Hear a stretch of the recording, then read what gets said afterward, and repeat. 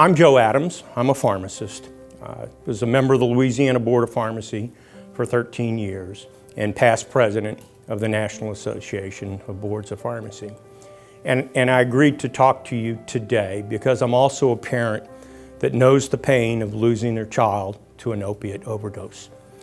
We lose 64,000 lives a year due to this epidemic.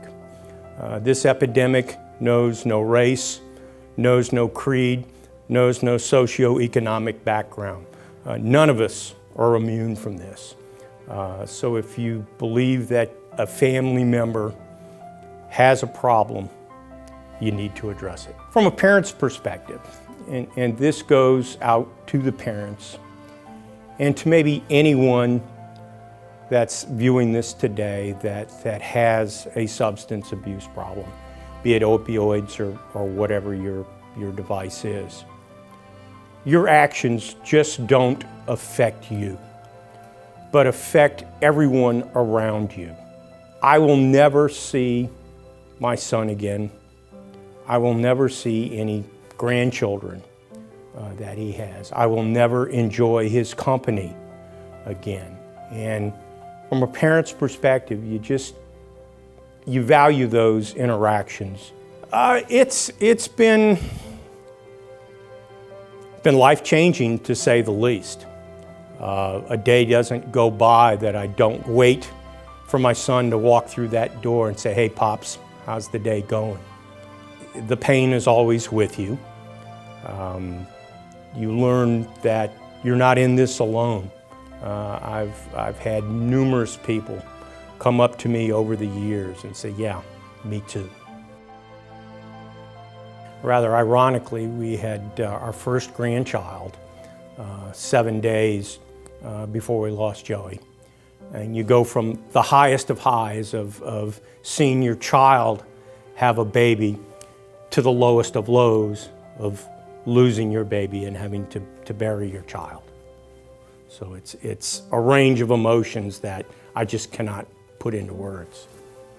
I went from one extreme of being, "Oh, well, you're just weak.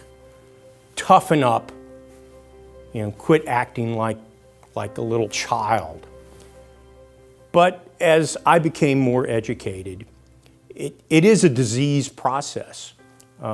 It is a situation where by just being tough alone, from a parent's perspective, it is not necessarily the whole answer. You have to be supportive of anyone with a disease because it can become a terminal illness. And I'll never forget on my days as a member of the Louisiana Board of Pharmacy, we had a hearing of a brand newly licensed pharmacist. He came into the hearing because he had developed a substance abuse problem. He was drinking cough syrups. And he told us how it happened to him. He had some minor ear surgery done, and the doctor gave him a cough syrup so he wouldn't cough and cause pain. And he said he knew after he took the first dose or two that this felt good. His body told him he had to have this. So there's some folks that genetically, I guess, are predisposed to substance abuse. And that is just as frightening as those that get into it on a recreational purpose, because the end is the same. And what's so scary today, those that lead the use towards heroin, a lot of the heroin that's coming into our country today is laced with fentanyl and fentanyl derivatives, which are 200 to 300 times more potent than heroin. And there are literally hundreds of people dying on the streets every day due to this. And that's one reason I agreed to speak with you today. Certainly my profession as a pharmacist and my children understood the boundaries, at least I thought they understood the boundaries. And that's the whole point I wanted to make, was no one is immune from this. Yes, I attained what I viewed as the highest level that I could reach within my profession as president of the National Association of Boards of Pharmacy. And yes, it happened to my family. Your pharmacist has a huge impact on you as a provider of healthcare information. Your pharmacist should explain to you what you can experience from this medication.